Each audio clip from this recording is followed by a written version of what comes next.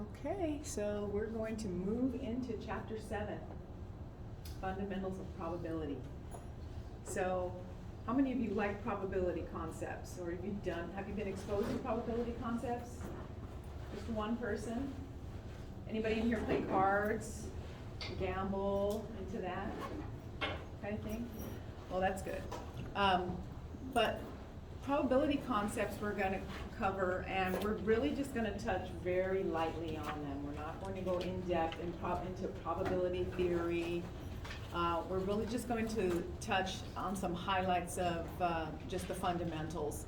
We'll cover a few concepts, and I think for this chapter 7, we'll look at chapter 7a, we'll look at chapter 7b, and then we'll look at chapter 7e, I believe, for all of chapter 7.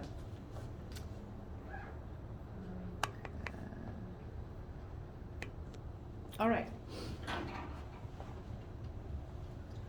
So let's just start with the basics of what an outcome is. When we talk about probability, an outcome, well, what is that?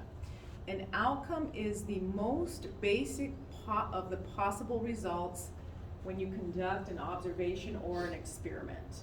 What are the possible outcomes? So if you toss two coins, for example, one possible outcome is that the first one will be a head and the second one will be a tail. But another possible outcome is that it will be a tail and then the second one will be a head.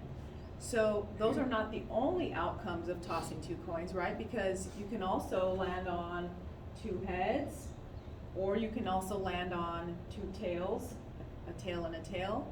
So these are just two of the possible outcomes of tossing a coin. Again, what is an outcome? It's just what are the possible results that come out of an observation or an experiment. And then what is an event? An event consists of one or more outcomes that share a property of interest. So when you're doing an observation or experiment, you have outcomes that have something in common. That would be an event. So if you toss, again, the two coins, and you count the number of heads, the outcomes where you have the first penny or coin is a head and the second one is a tail, and the outcome where the first item is a tail and the second coin cost is a head, they both represent the same event of having one head in your experiment, because they both include one head in that outcome. So they have the same property of interest.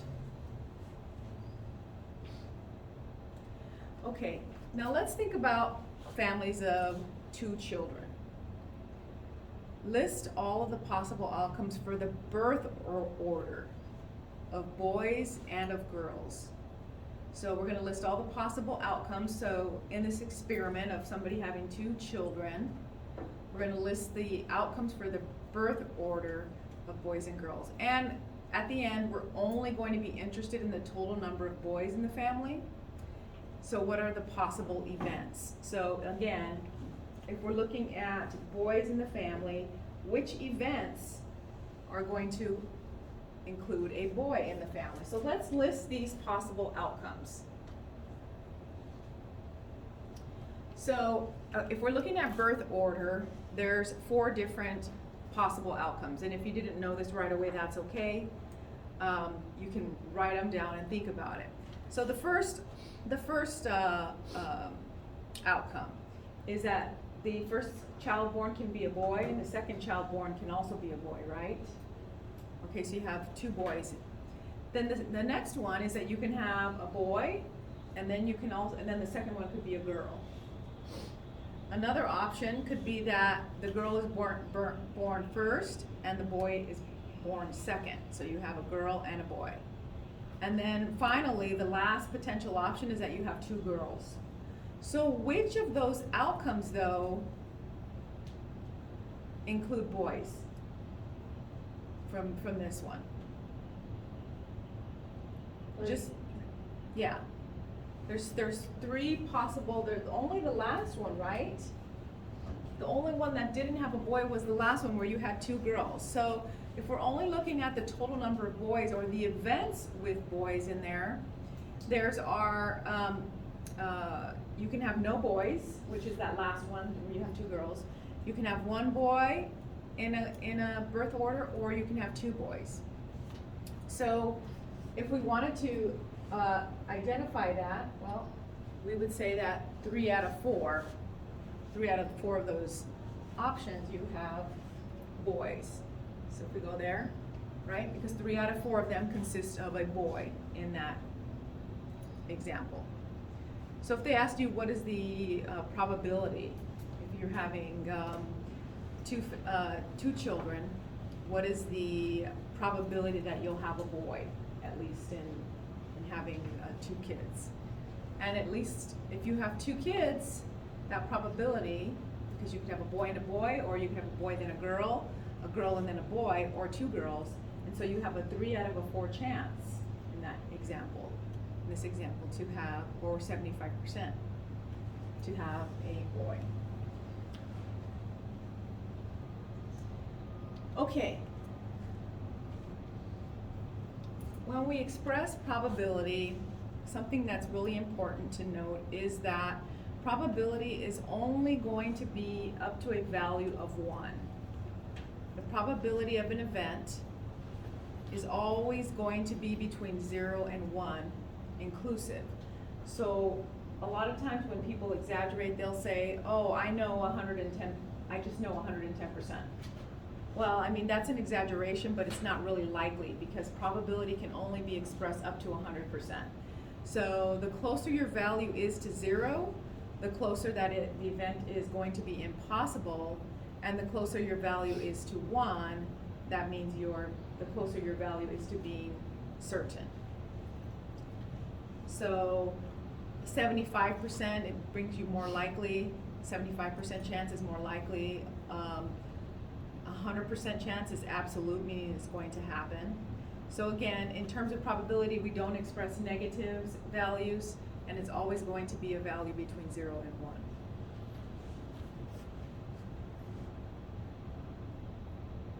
Okay, now we're going to talk about the different probability methods. So in this class, we are going to, they maybe named something slightly different in different books, but we're going to look at the theoretical method. I think there's 4 different methods that we're going to look at. And again, they may be expressed differently in some different books, but in this book we're going to look at, first one is the theoretical method. They call it the theoretical method, or in this case they call it the theoretical method for equally likely outcomes. So the first thing that you do is count the total number of possible outcomes in your experiment. And then among all of those possible outcomes that you've listed, count the number of ways that the event that you're looking for can actually occur. So like we did in that example with the combination of the kids, we listed all the possible outcomes, and then we were interested in how many of those actual events had a boy in there. And then to determine the probability, and again, this is called the theoretical method, or equally likely outcomes, because every outcome has an equally likely chance to be selected. So the probability is going to be the number of ways that it can occur. So based on your outcomes, how many times can that occur, can that event occur, divided by the total number of outcomes. So it's basically step 2 divided by step 1 in determining the theoretical probability method. So let's do some examples.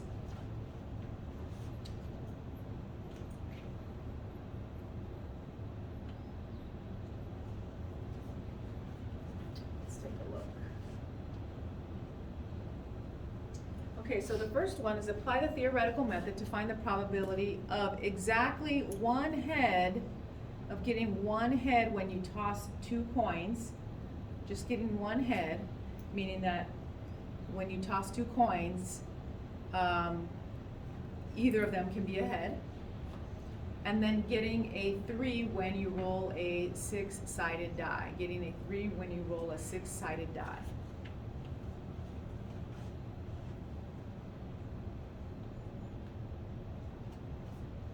Okay, so you're going to toss 2 coins, getting exactly 1 head. So what are the different outcomes when you toss 2 coins? I think we looked at that when we first started. Tossing 2 coins.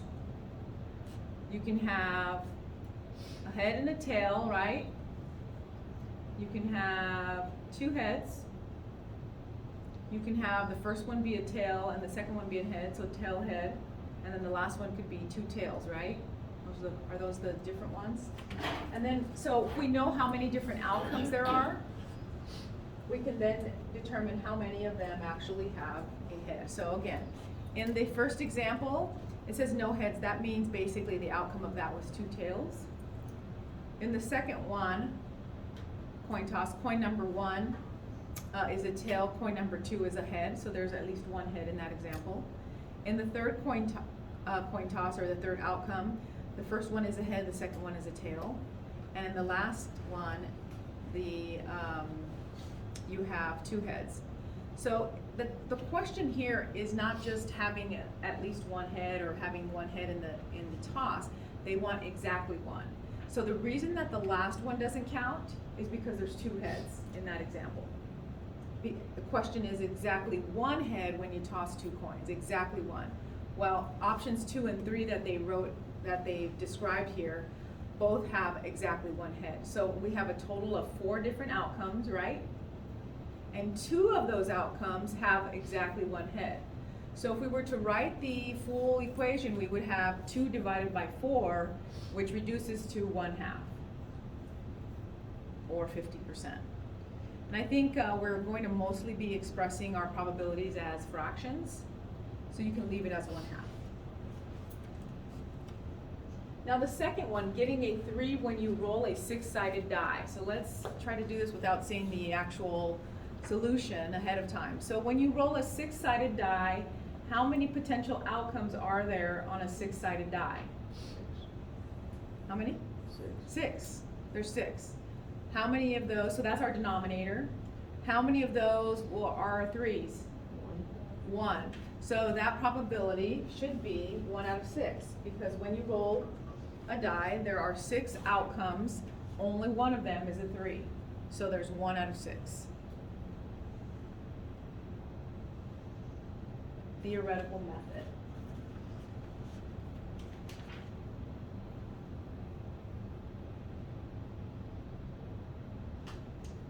Okay, let's take a look at another example, because I don't know that the PowerPoint presentation has.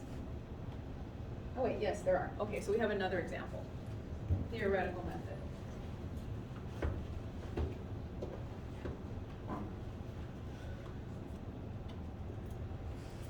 Okay, so there's 52 playing cards in a standard deck. Does anybody in here play cards?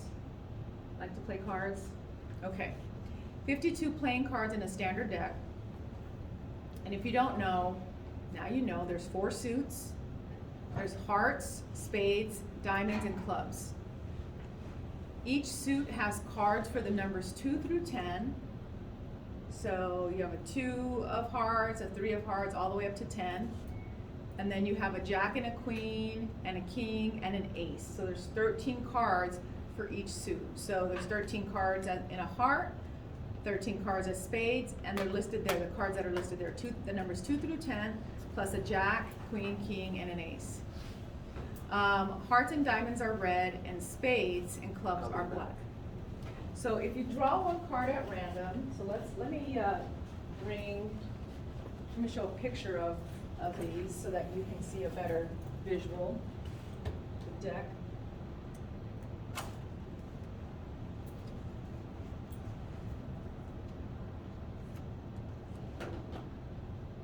So the question is, if you draw 1 card at random from a standard deck, what is the probability that it's a spade? It's a spade.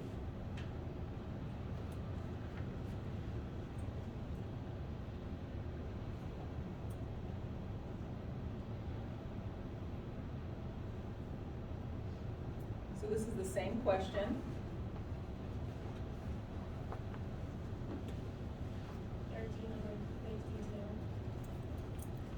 13 out of 52. Okay, so how did you get 13 out of 52? Because there is 13 space right beside the tag.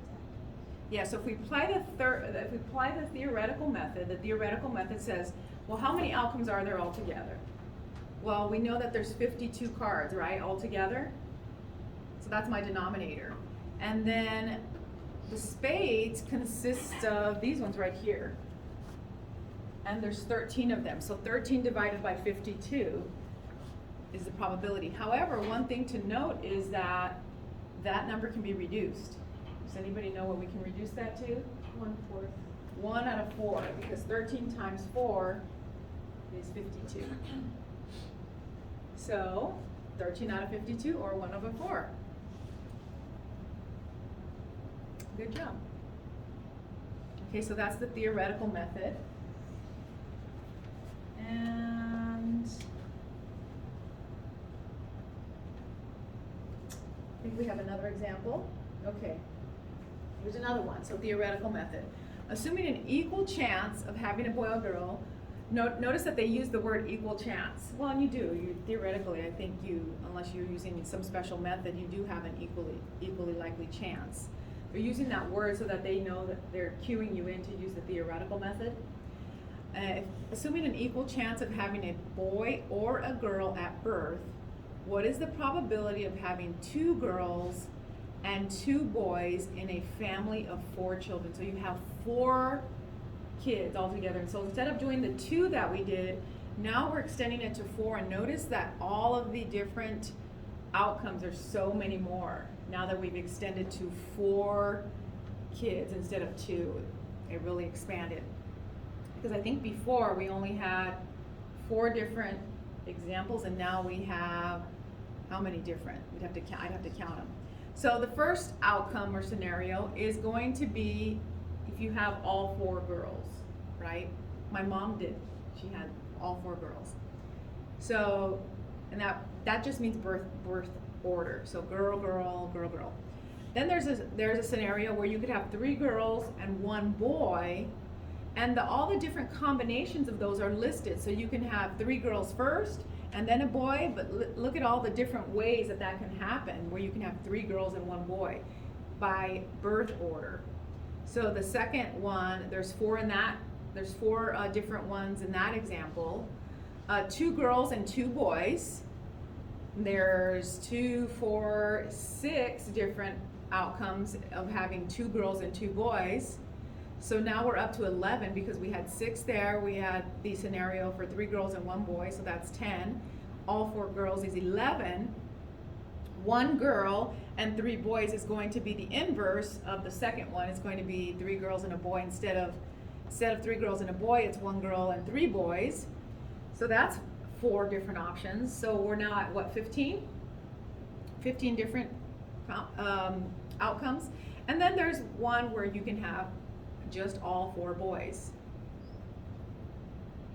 So if we list all of the different possible outcomes of having two girls or having a boy or a girl at birth, they want to know the probability of having 2 girls and 2 boys. So the reason they highlighted the blue is because that is our event that we're looking at. We're looking at specifically, now it doesn't matter, it doesn't say 2 boys first and then 2 girls at the end, because that would change our probability.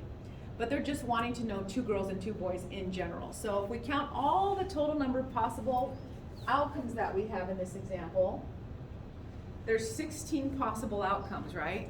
16 altogether. So 6 of them, the ones highlighted in blue, actually have the 2 girls and the 2 boys. So 6 out of 16. Now you could leave it 6 out of 16, or in this case, because it doesn't reduce to like a common fraction that we're familiar with, like 1/2, 1/3, 1/4, they're changing it to a decimal. So 6 out of 16 or 0.357. So you'll see that too, so pay attention. You'll see that they may want you to express it as a fraction, they may want you to express it as a decimal, usually to the hundreds place, in some cases the thousands place, like this example, 0.357. So in this example of 4 kids, of having 4 children, what is the probability of having 3 girls and 1 boy in this same example? 4 out of 16. 4 out of 16, right? So we already have the sample space, the whole possible combinations written down. Now we could find out the probability of having 3 girls and 1 boy, and that would be 4 out of 16, and 4 out of 16 reduces to 1 out of 4, yeah. So typically people would say, because that's a common fraction that we use, 1 out of 4, people will say 1 out of 4, or they'll say 25%. Okay, any questions so far?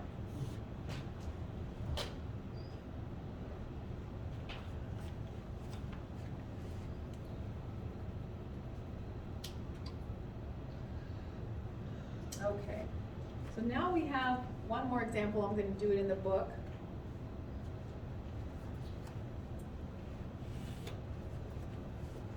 And it is the last question down here. Let me see if I can get it.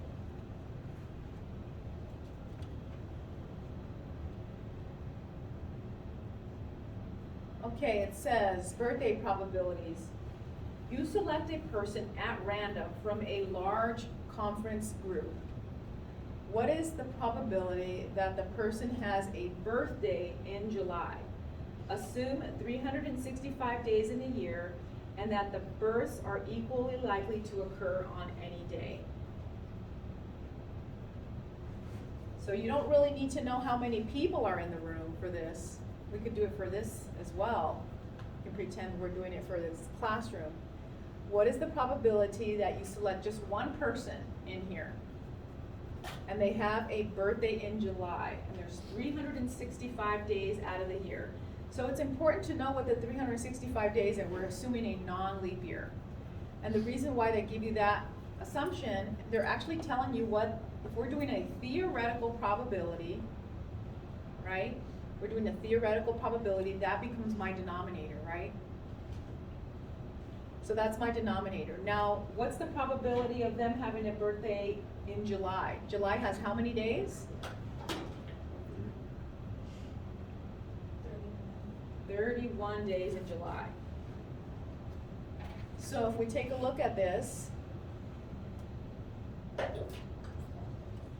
since there's 31 days in July out of a total of 365 days, so that is approximately 31 out of 365, or again, because this is not a common fraction that we use often, that becomes 0.085 approximately, which is a little more than 1 out of 12 chances. So if I pick anyone in here, does anybody in here have a birthday in July? It's a pretty low probability, July 31st, or in July in general. Okay.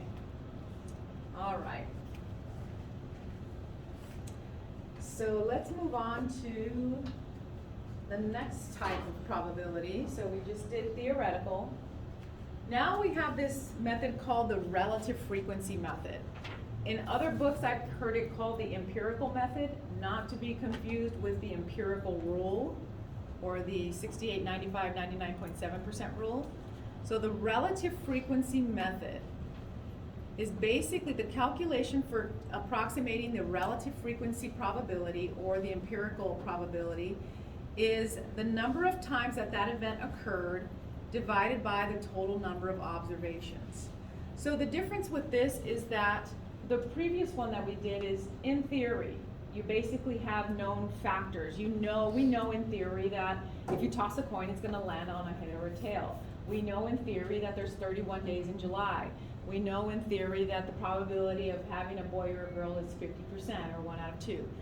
Relative frequency method actually uses actual observations.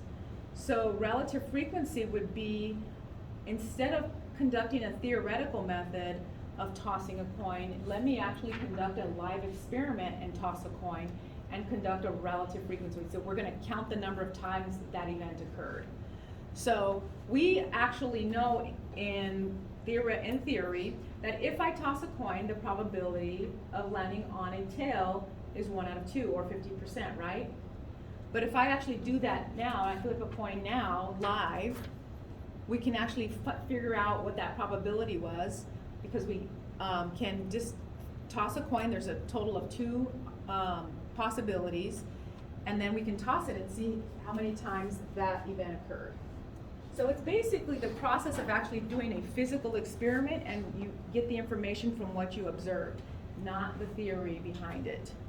So in this example, it says if you're interested only in the number of heads when tossing 2 coins, then the possible events are 0 heads, again, when we're tossing 2 coins, 0 heads, 1 head, or 2 heads, right? Those are the possibilities. And we looked at that earlier on when we were looking at the theoretical probability.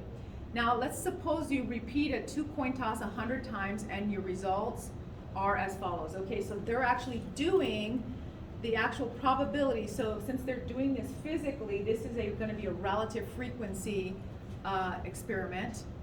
And so they're saying that in this experiment, 0 head occurs 22 times. So you have no heads. That means that there were 2 tails that happened. 1 head occurs 51 times. 2 heads occurs 27 times. And then they said, compare the relative frequency probabilities to the theoretical probabilities. Okay, so what's the theoretical probability that we'll have 0 heads? So we have to first figure out what that is. What is the theoretical probability that we'll have 1 head, and what is the theoretical probability that we'll have 2 heads? So let me go back to the slide that had that information. This is a theoretical method. And they keep coming back to no heads, 1 head, and 2 heads. Okay, so if we toss 2 coins, the theoretical probability of having 1 head or having no heads at all, meaning you have 2 tails when you toss it, is 1 out of a total of 4, right? Okay, so keep that handy. The second one was having 1 head. Was that a question? 1 head? So the theoretical probability is 2 out of 4. That was what we just did in the example, so that's 1/2. And then the theoretical probability of landing on 2 heads is also 1 out of 4. So 0 head, 1 out of 4, 1 head, 2 out of 4, or 1/2, and then 2 heads, 1 out of 4. Okay, so what we're going to do is we're going to do an actual example. So you have the theoretical probabilities down. We're going to do an actual example and an experiment. And the way this should work is the more times you conduct an experiment, the closer your experiment, your relative frequency probability should merge to the actual true theoretical probability. Meaning, if I hand you 2 coins and you toss it just once, and we want to know the probability that you get 0 heads, chances are you're not going to come down to the true probability of 1/4. But if I ask you to repeat it 100 times, it'll get really close to the 0 heads. So you'll have more and more chances of actually landing where you have 2 tails the more times that we repeat the experiment. Okay, so does everybody have those written down? The probabilities? Come to the theoretical probability. They did this 100 times in their example, but if we were to do it 1,000 times, imagine doing it 1,000 times. That's why they have simulation mechanisms that you can use, simulation tools that you can use to run these simulations on these probabilities. But yeah, so in theory, the way it works is that when you conduct a relative frequency experiment like this of a theoretical event, the more times you do it, the more times you repeat it, the closer you'll become to the actual true probability, theoretical probability. Okay. Okay, so we looked at theoretical probability, and that's based on the assumption that all outcomes are equally likely, and based on, in theory, the things that we know. Then we just did relative frequency probability based on actual observations or experiments that you do. And that's considered relative frequency. They also call it empirical frequencies or empirical probability. And then the last one is really easy. There's nothing that really needs to be done. It is called subjective probability, and it's an estimate based on experience or intuition. So I feel like in my industry, a lot of people work on the subjective probability, and they'll do a back of a napkin approach because they have experience working in this or just their intuition, and they will give a likelihood of success or failure based on subjective opinion. So the subjective probability is probably the most simplistic. It's probably the most creative out of all of them because, again, it's just based on opinion. So let's look at the different methods. So if we identify the method, we're going to look at the following statements and determine which methods are being used. I am 100% certain that you'll be happy with this car. Subjective? That's totally subjective. Now, based on government data, so there is actually a study done, the chance of dying in an automobile accident during a 1-year period is about 1 in 8,000. So that's based on data that they've retrieved. So that's going to be a relative frequency or empirical because, again, they conducted an actual study. The probability of rolling a 7 with a 12-sided die is 1 out of 12. Well, in theory, we know that that's true, right? Theoretical probability. Okay, now if we know that the probability of an event that is occurring is the probability of A, denoted as P with parentheses in A, the probability that event does not occur is 1 minus the probability that it does happen. So this is really just the inverse probability. So the probability of an event not occurring. Let's say the probability of a family of 3 children, we didn't do this 3 children, we did 2 and we did 4. But there's an example in the book and in the reading material of the whole probability in the sample space for having a family of 3 children. The probability of a family of 3 children of having 1 girl and 2 boys is 0.375. So just take that information for granted, knowing that they wrote down the sample space and they wrote down all the possible combinations, and that's what you get. So it says, what is the probability of having a family of 3 children not having 1 girl and 2 boys? So if we know that the probability of having 1 girl and 2 boys is 0.375, we just take 1 minus that probability to find the inverse of that, of not having, and that gives me 0.625. So for example, the probability, you can do this in all kinds of different examples. The probability that it's going to rain today is 10%. What is the probability that it's not going to rain? 90%. 90%. It's just 1 minus the actual probability.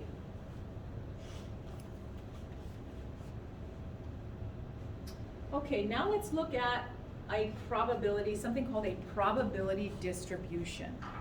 A probability distribution represents the probabilities of all possible events in an outcome. So to do a probability distribution, you have to, step number 1, list all the possible outcomes using a table or some sort of figure. They say if it is helpful, I think by default, listing all the possible outcomes in some sort of table is always helpful. It's hard to keep this stuff in your mind. Identify the outcomes that represent the same event that you're looking for and determine the probability, and then make the table listing its event and its probabilities. In a probability distribution, the sum of all of the probabilities is equal to 1. And again, if we recall when we were looking at probabilities, you can only have a total probability up to a value of 1 or 100%. So when you make a table of a probability distribution, the sum, if I add up all of those probabilities together, the sum will equal 1. Let's look at a most commonly used probability distribution, and that is for rolling die. So I'm going to roll 2 dice. So these are the possible outcomes and probability distributions. So I have 1 die on the left-hand side and 1 on the horizontal. So if I roll a 1 and a 1, the sum of a 1 and a 1 gives me a value of 2. If I roll a 1 and a 2, the sum of that gives me a 3. What is, if I roll a 1 and a 3, the sum of those 2 dice give me a 4. So you can see on and on and on. So we're listing all of the possible outcomes when we roll 2 dice and the outcome of summing those 2 dice. So now they're saying, okay, well, figure out the probability distribution for the sum of the 2 dice. And you can't actually get a 1 when you roll 2 dice, right? Because the minimum value on those 2 dice are 1 each. And if I sum them, I get a 2. So the smallest possible value in the chart is a 2, and the largest possible value is rolling 2 6, and that gives me 12. But out of this entire figure, so that's why I was saying it's really helpful to write it out, because it's hard to try to memorize all of this together. There are a total of 36 possible combinations, 6 times 6. So 36 possible combinations, but the probability of getting a sum of 2 when rolling 2 die is 1 out of 36. Getting a 3 is 2 out of 36. A 4, you can see that basically what they've done here is just looked at the probability distribution table and identified the values that occur. So the largest possibility looks like you can roll a 7, right? So if you know this information and you're hedging bets and saying, I think I'm gonna roll a 7. Because the probability of rolling a 7 when you roll 2 die, or you can roll, a 6 and a 1, or a 1 and a 6, it's actually 6 out of 36. So 6 out of 36 is 1/6, right? So that's probably the highest probability that you see here, and you can hedge your bets on that one since it's the highest probability. I wouldn't say bet at all, but if you're doing into that. Okay. So that's just an example of a probability distribution. I don't know that we have a ton of those types of problems, but just to give you an example of what those look like. Then we have this concept of odds. I'm sure you've probably heard of odds. Odds are kind of confusing too when people talk about odds, because it's actually the opposite of what you would think. So odds is actually a ratio of the probability that a particular event will occur to the probability that it won't occur. That's what an odds is. A lot of people think that an odds is the not probability, the event of a probability not occurring. So the odds is actually a ratio. And then when we say a ratio, it means a fraction. That being, fraction being the odds for, now again, if they say the odds for, that's the probability of the event happening divided by the probability of the event not happening. So depending on how they word the odds, if they say the odds for an event are the probability of an event occurring divided by the probability that it doesn't occur, versus the odds against is actually the inverse. So when somebody tells you odds, the odds of this is this or that, ask them what they mean, if they're talking about the odds for or the odds against. Typically, when we talk about gambling, the term odds on something generally means the odds against. So it's usually the second one is what they mean. But they probably don't even really know that there's an odds for and an odds against. The odds against is the event not happening, the probability that the event doesn't happen, divided by the probability that it does. So let's do an example of odds.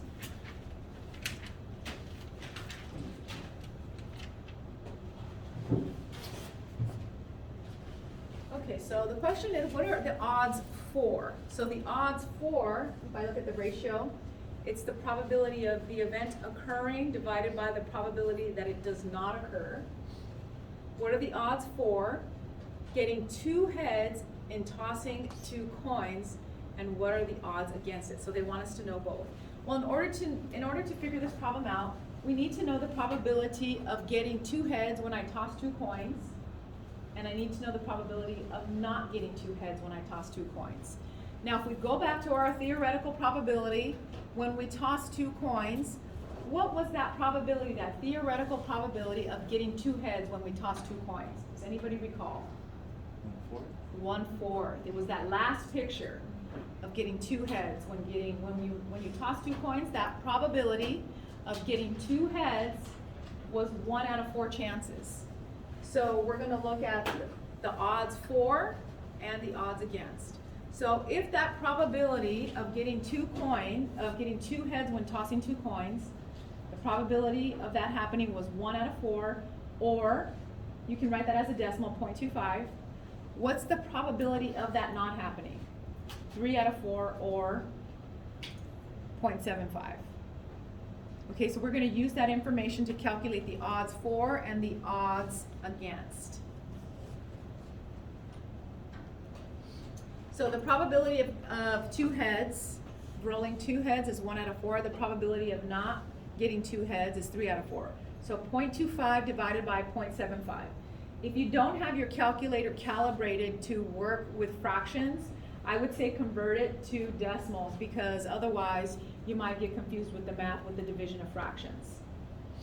But if you're familiar with how to work with dealing with fractions, with dividing by fractions, then you should be okay. 1/4 divided by 3/4 is 1/3, or is as a decimal, it's just like 0.3333 repeating, right? So that's my odds for. Now we gotta do the odds against, which is the inverse. So now we have 3/4 divided by 1/4, which basically gives us 3/1 or 3-1.